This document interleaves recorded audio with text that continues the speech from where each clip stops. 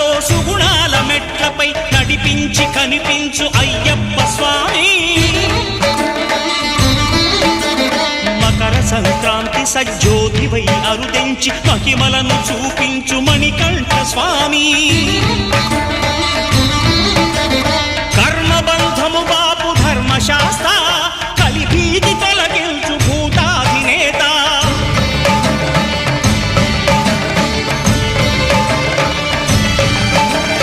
అయ్యప్ప దేవాయ నమః, అభయ స్వరూపాయ నమః.